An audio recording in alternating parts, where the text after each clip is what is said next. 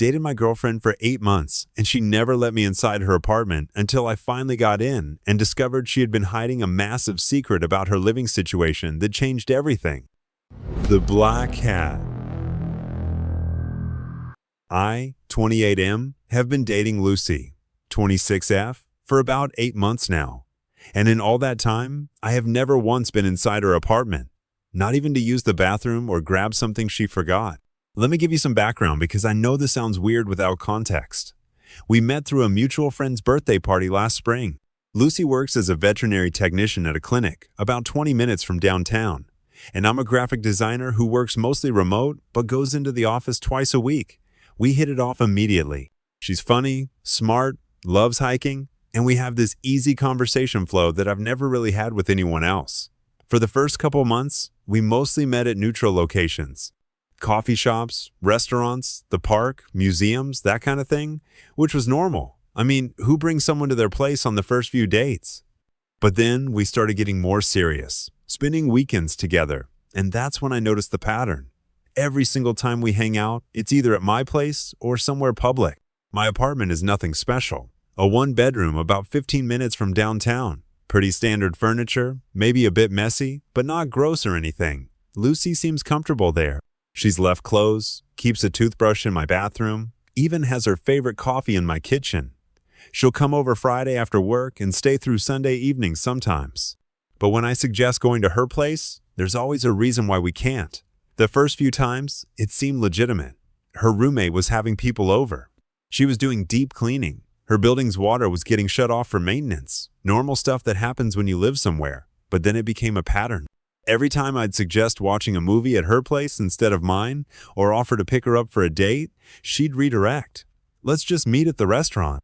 Your television is bigger anyway. My roommate's having a rough time right now. Probably better to give her space. I started paying closer attention to her excuses, and they were getting more creative. Her building was having pest control for the 3rd time in 2 months. Her roommate was sick with something contagious. The neighbors upstairs were doing construction that made it impossible to relax. Her roommate's boyfriend was going through a breakup and camping on their couch. The thing that really started bothering me wasn't just that I couldn't come over. It was how uncomfortable she got whenever I brought it up. She'd change the subject quickly or get this kind of anxious look and start fidgeting with her hands. One time in July, I jokingly said something like, "I'm starting to think you're hiding a secret family over there." And she went completely white. Like I thought she was going to be sick. I tried to approach it from different angles. I offered to help her move if she was unhappy with her living situation. I suggested we could hang out at her place, even if her roommate was around. I'm a pretty social guy. I don't mind meeting new people. I even offered to bring dinner for all of them. Every suggestion was met with more reasons why it wouldn't work. Her apartment complex is in a decent part of town, maybe a little farther from the city center than mine, but not bad.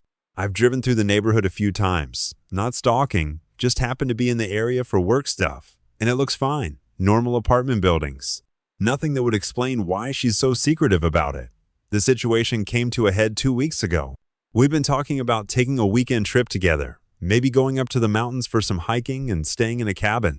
Lucy was excited about it. We were looking at places online together at my apartment. Then my laptop died, just completely crashed in the middle of our planning session. I suggested we continue looking on her computer at her place, since we were both excited and didn't want to lose momentum. The look that crossed her face was like I'd suggested we rob a bank together. She immediately started backtracking. "Actually, I'm getting tired.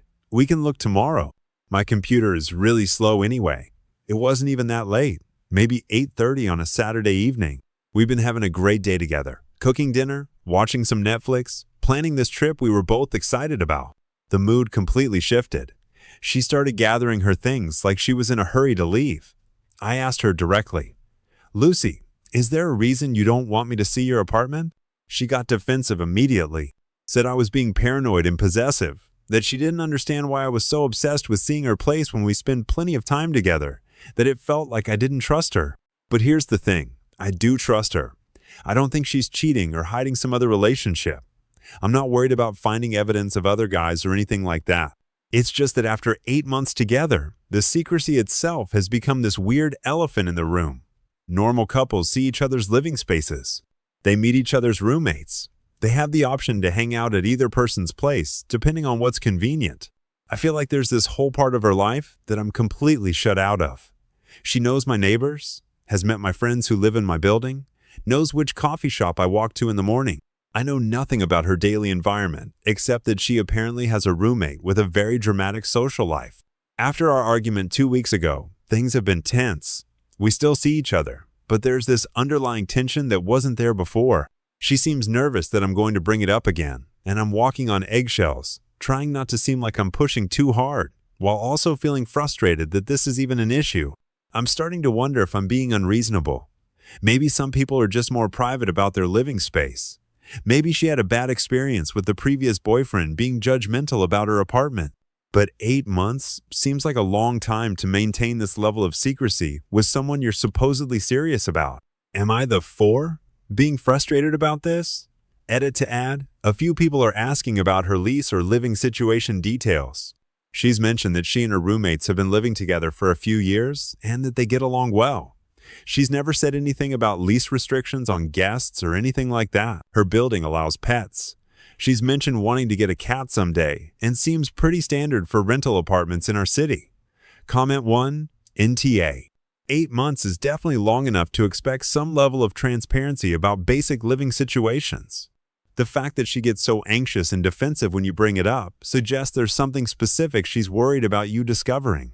That doesn't necessarily mean it's anything terrible. Could be embarrassment about the condition of the place, financial issues, weird roommate dynamics, etc.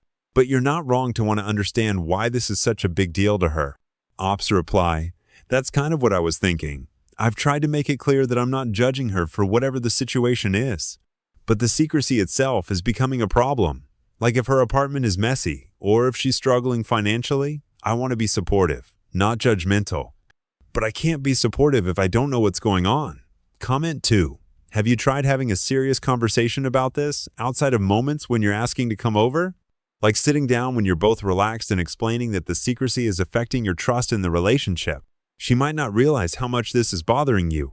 Ops reply, we did try to talk about it after the argument 2 weeks ago, but she mostly just repeated that she doesn't understand why it matters to me so much. She said that since we spend so much time at my place and out together, she doesn't see why I need to see her apartment too. But to me, it feels like she's compartmentalizing our relationship in a way that doesn't feel normal for how serious we've gotten. Comment 3. Yuta for pushing this so hard. Some people have anxiety about their living spaces, especially women who might worry about being judged. You admit you've driven through her neighborhood, which is borderline stalker behavior, and you keep bringing it up despite her clearly being uncomfortable. Back off and let her bring you over when she's ready. Ops reply, I get where you're coming from, but I want to clarify the neighborhood thing. I had client meetings in that area for work. I wasn't specifically going there to check up on her, and I don't think wanting to see your girlfriend's apartment after 8 months of dating is unreasonable or pushy. But I do hear what you're saying about respecting her comfort level. Update. First off, thanks to everyone who commented on my original post. Reading through different perspectives helped me figure out how to approach this situation better. After sitting with everyone's feedback for a few days, I decided to have one more conversation with Lucy about the apartment thing. Not demanding to come over, but just trying to understand why it was such a sensitive topic for her. I waited for a moment when we were both relaxed. We were at my place last Sunday morning having coffee and reading stuff together. I told her that I wasn't trying to be controlling or pushy, but that the secrecy was starting to make me feel like there was something fundamentally off about our communication. I explained that I didn't care if her place was messy, small, weirdly decorated, or whatever. I just wanted to understand why it felt like such a big deal to her.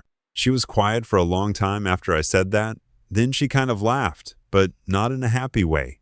More like when you realize you've been worrying about something that sounds silly when you say it out loud. Turns out Lucy has been embarrassed about her living situation, really embarrassed. She's been living in what's technically listed as a 1-bedroom apartment, but it's been converted into a 3-person shared space.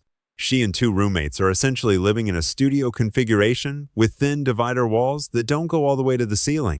When she moved in 3 years ago, it was supposed to be temporary, just until she saved up enough money to get her own place, but then vet tech salaries are lower than she expected.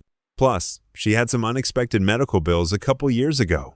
Nothing serious, but expensive, and she's been stuck there way longer than she planned. The apartment itself is clean and fine, but it's tiny. Like, uncomfortably tiny for 3 adults. Her room is barely big enough for a double bed and a small dresser. There's one bathroom for all 3 of them. The kitchen is basically a galley with barely enough counter space for one person to cook. She's been embarrassed to have anyone over, especially me, because she knows my apartment is spacious and nice. But here's the part that made me feel like an idiot for pushing so hard. She's also been worried about her roommates' schedules and privacy. One of her roommates works nights at a hospital, so she's sleeping during normal evening hours when Lucy and I would want to hang out. The other roommate has some social anxiety issues and gets really uncomfortable with strangers in the small space. Lucy was worried that if I came over and saw the living situation, I'd think less of her, that I'd assume she was bad with money or unmotivated or something. She said she's been working extra shifts when possible and putting almost everything towards saving for a deposit on her own place. But rent prices in our city have gone up faster than she can save. When she finally told me all this, I felt terrible for making it into such a big issue. I told her that I don't care how big her apartment is, and that I'm actually impressed she's been managing to save money while dealing with a difficult living situation. I also told her that I'd be happy to just meet her roommates briefly, and then we could figure out ways to hang out there that work for everyone's schedules. She seemed relieved, but still nervous about me actually coming over. We decided that I'd come by the following Saturday afternoon when her night shift roommate would be awake and her other roommate had plans to be out. So, last Saturday, I finally got to see Lucy's place. And honestly, it was exactly what she described, but not nearly as awkward or uncomfortable as she'd built it up to be in her head. Yes, it's small. Yes, the room divisions are clearly makeshift, but it's clean. She's made her space cozy with plants and photos, and her roommates were perfectly nice. Her night shift roommate, who I'll call, was actually really friendly. She's a nurse and had some funny stories about weird ER cases. We all chatted in the tiny living room area for about an hour before Rumi headed to work. The apartment is small, but it doesn't feel cramped when it's just 2 people there. Lucy and I ordered Thai food and watched Netflix on her laptop in her room. It was actually kind of nice, intimate, in a way that's different from my larger apartment. We could hear some street noise and the neighbors, but nothing worse than you'd expect from an urban apartment building. The whole experience made me realize that Lucy had been building this up in her head as much more shameful than it actually was. I think she's been comparing her situation to mine and feeling bad about it when really she's just in a different stage of figuring out her adult life. I'm a few years older, and I've been working in a higher paying field for longer. We talked about it afterward, and she admitted that she's been feeling insecure about a lot of things related to money and independence. She's been worried that I see her as less successful or together than I am, which is ridiculous. She works in animal health care, deals with emergencies and difficult pet owners all day, and manages to maintain a positive attitude and save money while living in a challenging situation. I told her that I'd rather know about the challenges she's dealing with, so I can be supportive rather than being shut out and left to wonder what's going on. We talked about ways I could be helpful without making her feel like I'm trying to solve all her problems, like maybe cooking dinner at my place and bringing leftovers over, or helping her look for new apartments when she's ready. The roommate situation is still a factor in terms of planning when to hang out there. But now that I understand the constraints, it's much easier to work with. Room schedule is predictable, and the other roommate, who I haven't met zero or talked to yet, apparently said through my girlfriend that it is fine with me being there as long as we give her a heads up. Overall, I'm glad I persisted in trying to understand what was going on, but I also wish I'd been more patient about giving Lucy space to explain in her own time. She's been dealing with some legitimate stress about her living situation, and my pressure to see her apartment was probably adding to that stress rather than helping. We're in a much better place now, communication-wise. She seems more relaxed about the whole thing, and I feel like I understand her life better. I'm planning to spend more time over there going forward, working around her roommates' needs, and hopefully she'll feel more comfortable being open about other stuff that's bothering her instead of letting it build up. Update 2. I don't even know where to start with this one. This update is probably going to sound completely unbelievable, but I need to write this out to process what just happened. Remember how in my last update I mentioned that I hadn't met Lucy's second roommate yet? Well, it turns out there's a reason for that that's bigger than social anxiety last Thursday. I went over to Lucy's place around 6 p.m. We'd planned to cook dinner together and watch a movie. Was already at work, and Lucy had said her other roommate would be out for the evening, so I figured it would be a good chance for us to have some alone time in her space. I got there and Lucy seemed more nervous than usual, but I figured maybe she was still adjusting to having me over there regularly. We started making stir-fry together in the tiny kitchen, talking about our days, normal couple stuff. Then I heard a key in the door. Lucy immediately froze, like completely stopped moving with a wooden spoon halfway to her mouth for tasting the sauce. The door opened and in walked a little girl, maybe 8 or 9 years old, with Lucy's eyes and curly brown hair, wearing a school backpack and carrying an art project that looked like it was made from paper plates. The three of us just stared at each other for what felt like forever, but was probably only a few seconds. The little girl looked confused and a little worried, like she was trying to figure out if she was in trouble for something.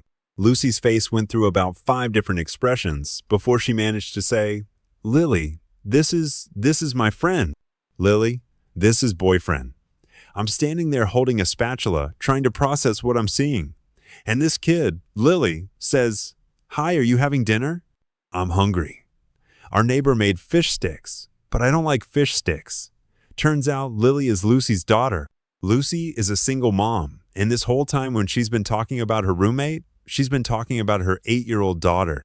The apartment setup suddenly made a lot more sense.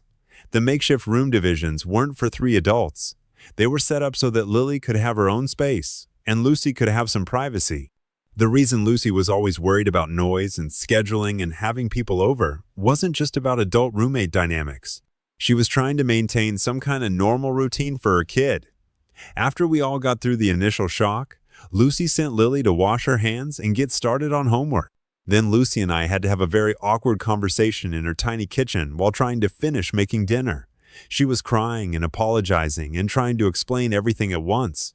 Lily's father isn't in the picture. He left when she was pregnant and has never been involved. Lucy was 26 when she had her, and she's been raising her alone ever since.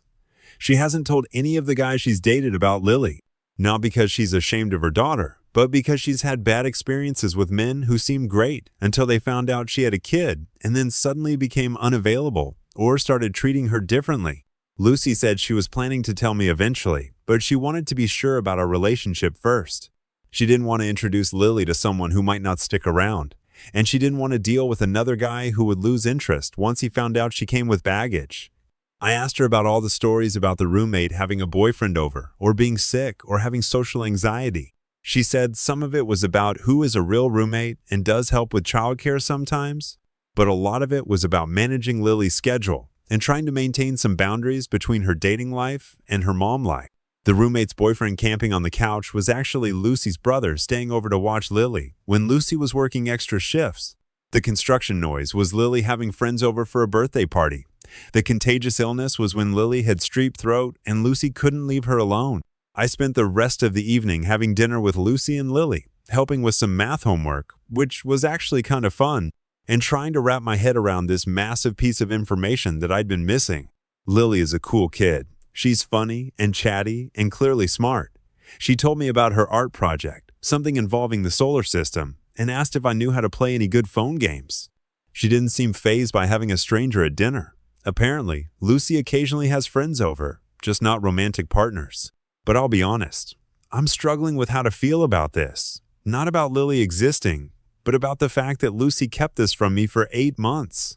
I understand her reasoning, and I don't think she was trying to manipulate me or anything like that. But it feels like I've been dating someone I didn't really know. It also explains so much about Lucy's behavior that I've been interpreting differently.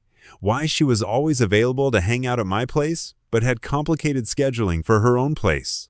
Why she never stayed over on Sunday nights. Lily has school on Monday. Why she was sometimes distracted or tired in ways that didn't match up with what she'd told me about her day. Lucy and I talked more after Lily went to bed. She said she's been struggling with when and how to tell me, especially after things got more serious between us. She was worried that if she told me early on, I'd leave before getting to know her well enough to see past the single mom thing. But she was also worried that waiting too long would make me feel deceived. She said she's been planning to tell me for the past few weeks, especially after I'd been so understanding about her living situation, but she didn't know how to bring it up, and she was scared about how I'd react.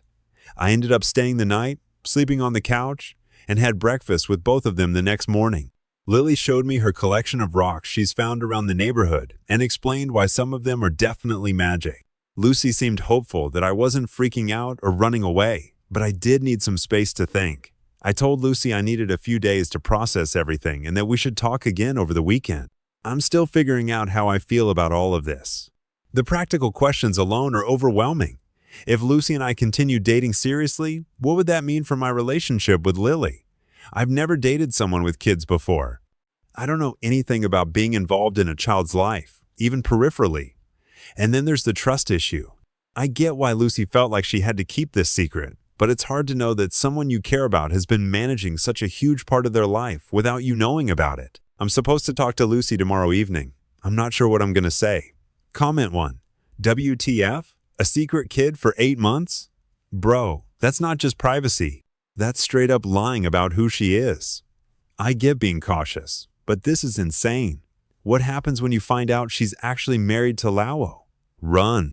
Ops reply. I mean, I don't think she's married or anything that dramatic, but yeah, it does feel like everything I thought I knew about her was wrong. Like, how do you just not mention you're a mom for almost a year? Comment 2. Okay, unpopular opinion, but I kind of get it. Dating as a single mom is rough. Guys either run immediately or they stick around and end up being awful to your kid. Maybe 8 months seems long, but honestly, when you're protecting your child, you do whatever it takes.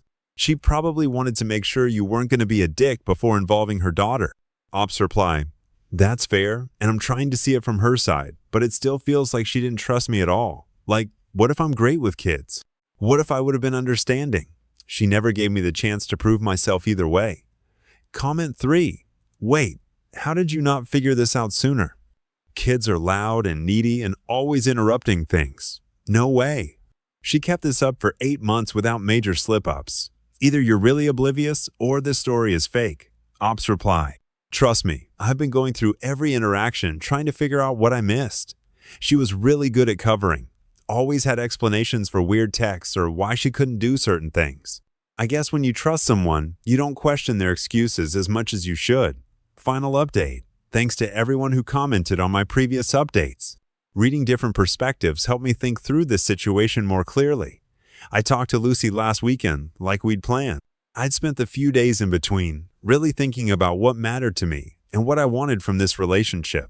First, I asked her to tell me more about her past experiences with dating as a single mom. She opened up about some really painful situations where guys she'd been seeing for a while completely changed their behavior once they found out about Lily. One guy she dated for about 4 months told her he wasn't ready for that kind of responsibility and basically ghosted her. Another guy stayed in the relationship but started making comments about how hard it would be to do fun couple things with a kid around and kept suggesting activities that would deliberately exclude Lily. The worst one was a guy who seemed initially okay with her having a daughter, but then started making weird comments about Lily's behavior and questioning Lucy's parenting decisions. He'd say things like, maybe she wouldn't be so clingy if you didn't coddle her, or suggest that Lily was manipulating Lucy for attention. That relationship ended when he told Lucy that Lily was too old to still want bedtime stories, and that Lucy was raising her to be dependent. Hearing about these experiences helped me understand why Lucy had been so protective of both Lily and herself. She wasn't just worried about rejection. She was worried about someone coming into their lives and making Lily feel unwanted or criticized. I told Lucy that I understood why she'd kept Lily's existence private, but that I wished she'd trusted me enough to tell me sooner. We talked about what it would look like to move forward with the understanding that Lily's well-being comes first. Lucy was very clear that she wasn't looking for someone to be Lily's father figure right away, or maybe ever.